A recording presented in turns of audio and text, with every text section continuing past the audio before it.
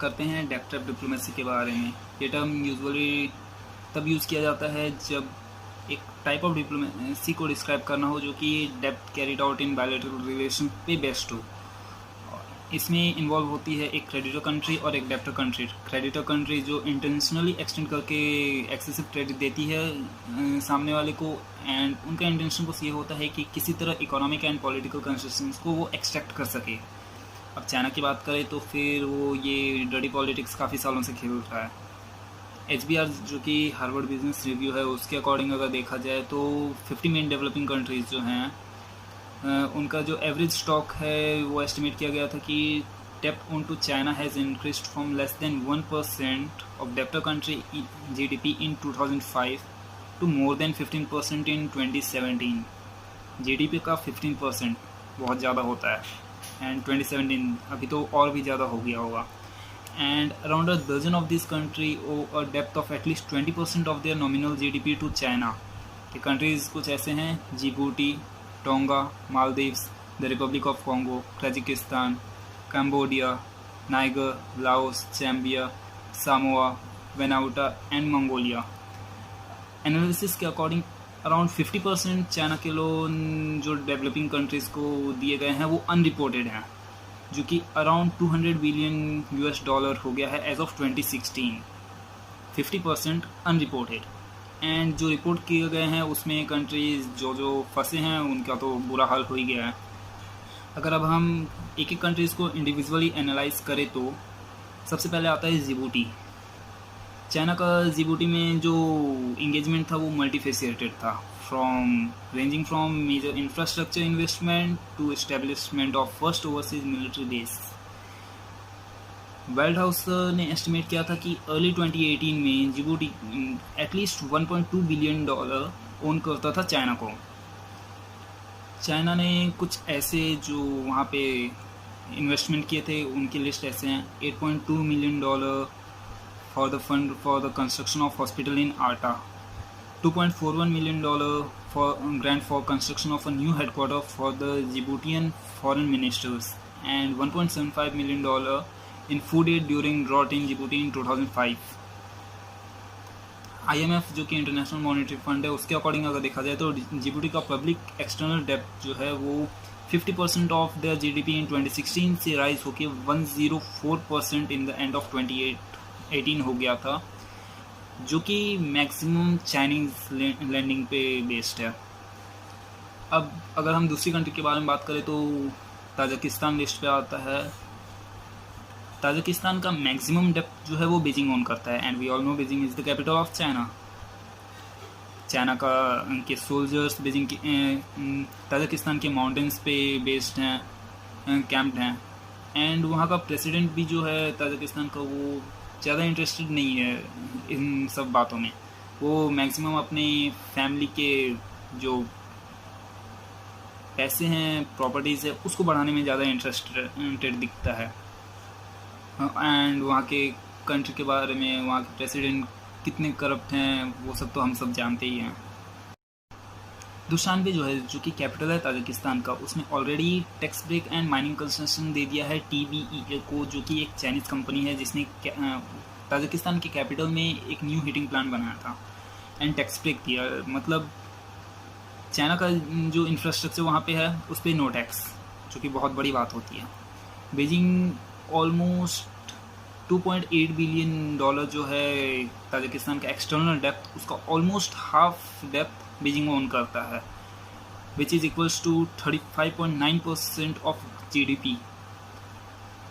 Past की बात करें तो Tajikistan has paid off debts to China by ceding mining rights and even 0.7% of its land. मतलब ऐसी पॉलिटिक्स चाइना खेलता है जिसमें चाइना पहले इन्वेस्ट करता है, इतना ज़्यादा इन्वेस्ट करता है डेवलपिंग कंट्रीज़ को, इतना ज़्यादा लालच देता है कि वो इसमें फंस जाते हैं, और फिर जब वो अपने डेप्थ को पूरा नहीं कर पाते हैं तो फिर उनके जैसे कि कुछ इनका जैसे माइनिंग राइट्स गया, टैक्स ब्रेक हुआ, टैक्स अभी ले नहीं पाएंगे ऐसे, या फिर लैंड हुआ, ये चाइना के पास ट्रांसफ़र हो जाता है। एंड प्रेसिडेंट वहाँ का इतना ज़्यादा पावरफुल हो गया है चाइना के फेवर के साथ कि प्रेसिडेंट के फेवर में एक लॉ भी वहाँ पे पास हो गया था, जिसमें कि प्रेसिडेंट अगर चेंज भी हो गया तो फिर उसके प्रेसिडेंट की फैमिली हुई, उसके रिलेटिव जितने भी हैं, उनके अगेंस्ट कोई भी केस नहीं होगा, कोई भी इन्वेस्टिगेशन नहीं होगा उनकी प्रॉपर्टी के से रिलेटेड। मतलब अभी जो वो करप्शन के साथ जितना भी कमाएंगे उनके ऊपर नो केस। अगली कंट्री अगर देखें तो टोंगा। 2006 में टोंगा को लोन दिया गया था उनके इंफ्रास्ट्रक्चर को इम्प्रूव करने के लिए, एंड फ्रॉम 2013 टू 2014 कंट्री ने सफ़र किया डेब्ट क्राइसिस, क्योंकि import and export bank of China जिन्होंने लोन दिया था उन्होंने उसको फॉरगिव नहीं किया। मे बी उन्होंने लोन डेप्थ उन्होंने फुलफिल नहीं किया होगा, चुकाया नहीं होगा, एंड वो लोन जो दिए थे वो ऑलमोस्ट 44% ऑफ टोंगा के जीडीपी को कवर कर रहा था, जो कि बहुत ज़्यादा होता है। अब अगली कंट्री अगर देखें दैट इज़ नाइजीरिया। नाइजीरिया ने 17 चाइनीज़ लोन्स ऑब्टेन किए थे कैपिटल प्रोजेक्ट्स के डिफरेंट कैटेगरीज को फंड करने के लिए, and Nigeria will still be servicing the Chinese loan till around 2038, which is the maturity date for the last loans obtained in 2018. CIPRA, that is Center for Infrastructure Policy Regulation and Advancement, उसके director that is जो doctor bongo AD हैं, उन्होंने एक TV interview में कहा था कि out of 64 countries that host the Chinese Belt and Road Initiative projects, 20 have gone under distress and 8 are about to lose their sovereign debt sustainability if they should take any further loan.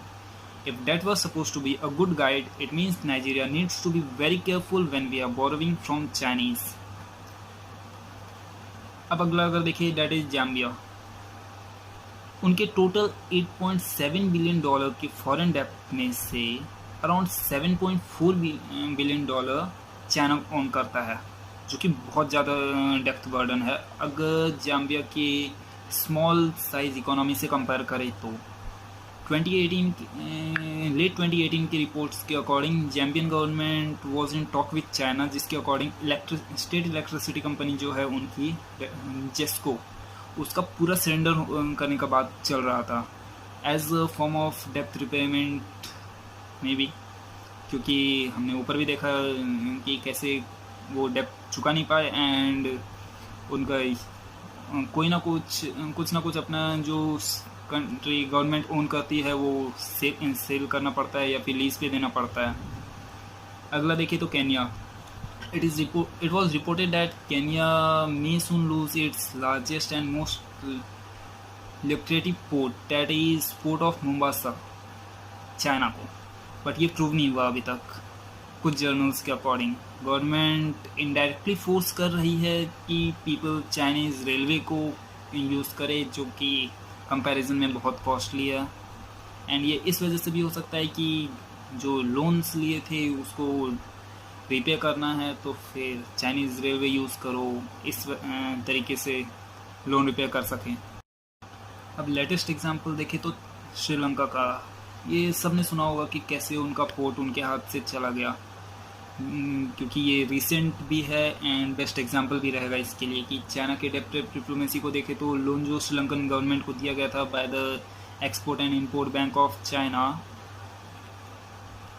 मेगमपुरा Mahinda Rajapaksa port and Mattala Rajapaksa international airport को बनाने के लिए the state owned Chinese firm China Harbour Engineering Company and Sino Hydro Corporation को hire किया गया था ये मेगमपुरा port को बनाने के लिए at the cost of $361 million, जो कि 85% जो फंडिंग थी वो चाइना के state owned export and import bank ने की थी at an annual interest rate of 6.3%. Sri Lanka port का डेप्ट अमाउंट सर्व नहीं कर पाई and it was leased to the Chinese state own China merchants port holdings company limited 99 year lease के लिए 2017 में। 99 ईयर लीज बहुत बड़ा होता है। मलेशियन करप्शन स्कैंडल, ये कुछ अच्छा हुआ था actually. According to documents revived by the newspapers reporters, Chinese officials ने उस टाइम पे मलेशिया के पीएम को एक फाइनेंशियल स्कैंडल से बचाने में हेल्प की थी, in exchange for signing on the huge railway and pipeline projects to be built at inflated prices by Chinese state companies borrowed from Chinese bank, जो कि मोस्ट प्रोबेबली चाइना के belt and road initiative के लिए ही होगा। General reports के according hundreds of millions of dollars from a Malaysian state investment fund flowed into the bank of then PM Najib Razak। 2016 के कुछ meetings में Malaysian officials agreed to bail out the development fund by contracting to spend $16 billion on a rail line and $2.5 billion gas pipeline के लिए। Chinese promised to help Mr. Najib identify the Malaysian source, जिन्होंने report किया था उनके PM के against उनके corruption के बारे में, एंड उन्होंने ये भी प्रॉमिस किया कि वो अपने पावर एंड इन्फ्लुएंस से यूएस के और दूसरी जगह जहाँ पे इन्वेस्टिगेशन चल रहा था उनको वो बंद करवा देंगे। लेकिन उनका प्लान बैकफायर हो गया।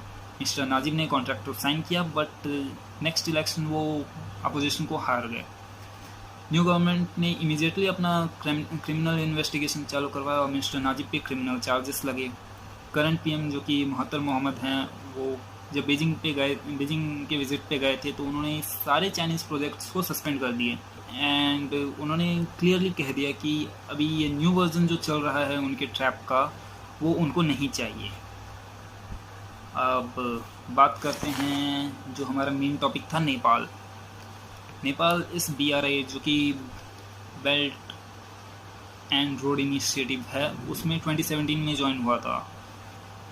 एक मीटिंग जो हुई थी सितंबर 9, डेट इज़ 2017 में ही शायद, हाँ 2017 में ही, उसका फॉरेन मिनिस्टर जो है नेपाल का, डेट इज़ प्रदीप गायवाली, उन्होंने क्लियर कर दिया था कि उन्होंने चाइना को कमिट किया है 9 प्रोजेक्ट्स अंडर BRI फ्रेमवर्क।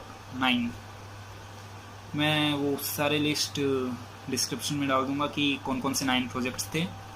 2018 में नेपाल का पब्लिक डेप्ट जो था वो $8766 मिलियन हो गया था, जो कि 30.2% था नेपाल के GDP का। And according to last data point published, Nepal का पर कैपिटा जो है 2018 में वो $312 था पर इनहेबिटेंट, एंड 2017 की बात करें तो $238, फ्रॉम 238 इन 2017 टू $312 इन 2018। बहुत ज़्यादा डिफरेंस हो जाता है। नेपाल की पोजीशन कंपेयर करें as compared to the world, तो इन टर्म्स ऑफ GDP 2018 में वर्स हो गई है। करंटली नेपाल डेप्ट टू GDP लिस्ट में 36 रैंक पे आता है, एंड डेप्थ पर कैपिटा में 17 आउट ऑफ 186 कंट्रीज लिस्टेड। बस ये इसमें यही कहना चाहूँगा कि डोंट फॉरगेट, सितंबर 2017 में चाइना ने इन्वेस्टमेंट किया, मई 2018 में कम्युनिस्ट पार्टी नेपाल में बनी, and we all know the political condition of Nepal. Already given data कि कैसे चाइना अपने road and belt and road initiative के नाम पे डेप्ट ट्रैप डिप्लोमेसी में सक्सेसफुल हो रहा है। इतने सारे कंट्रीज़ के एग्जांपल्स भी हमारे पास सामने में अवेलेबल हैं। इट्स जस्ट कि एक कंट्री गवर्नमेंट रन करती है, where is government is run by the citizens of that country. Think and analyze just to compete with the nations in the name of development.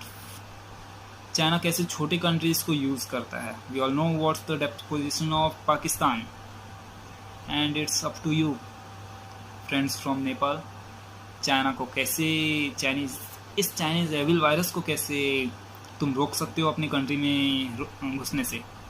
अभी तुम्हें अच्छा लगेगा क्योंकि चाइना तुम्हारी हेल्प कर रहा है कि हाँ to fight with India, but ये मत भूलो कि चाइना अपने फ़ायदे के लिए तुम्हारा यूज़ कर रहा है।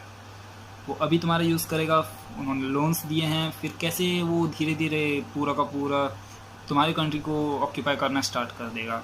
सो it's up to you.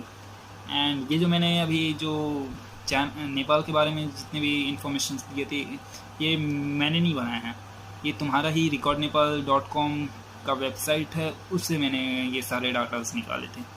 So God bless you, thank you.